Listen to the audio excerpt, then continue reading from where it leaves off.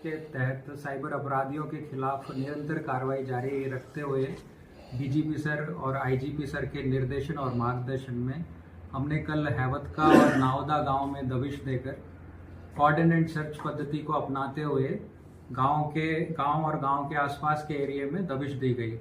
कार्रवाई के दौरान पुराने जो वांछित अपराधी थे उनको पूर्व में ही चिन्हित कर लिया गया था और उसके अलावा नए अपराधियों को भी गिरफ्तार किया गया। इस तरह से कुल 61 साइबर अपराधियों को हम इन दोनों गांवों से अरेस्ट किया है।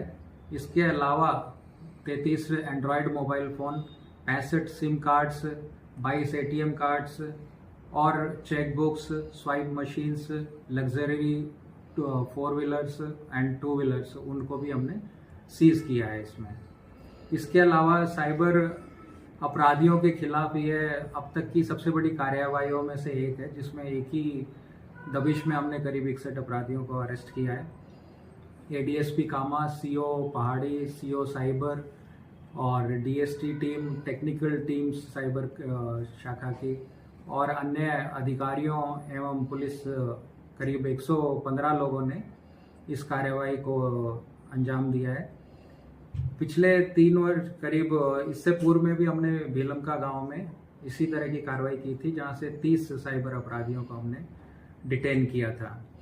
ये कार्रवाइयाँ हम जो 1930 पोर्टल है उसके कंप्लेंट्स के आधार पर, अन्य पोर्टल्स की लोकेशंस के आधार पर और अन्य जानकारियों के आधार पर हम साइबर हॉट स्पॉट्स जो हैं उनको चिन्हित करते हैं गांव वाइज, और जहां हॉट स्पॉट्स ज़्यादा हैं वहां पर हम इस तरह की दबिश की कार्रवाई इन आधार पर करते हैं।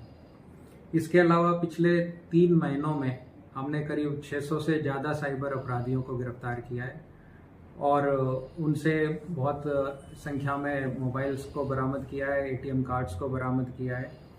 पिछले साल जो डीग का साइबर अपराध में जो ऑपरेशन एंटीवायरस जब शुरू हुआ था उससे पहले 21.7% हिस्सा था देश में, वो घटकर अब करीब 3 से 5% के बीच में रह गया है और इस महीने हमारा जो डीग का प्रतिशत है वो 3.1% है साइबर अपराध में। और हम भविष्य में भी निरंतर कार्रवाइयाँ जारी रखकर इसको और भी कम करने का प्रयास करते रहेंगे। और जो साइबर की लोकेशंस थी हमारी पिछले साल की 42,000 से ज़्यादा थी, वो भी अब घटकर 1/4 रह गई है। तो हम इस दिशा में साइबर क्राइम को कम करने की दिशा में इसी तरह निरंतर कठोर कार्रवाइयाँ करते रहेंगे।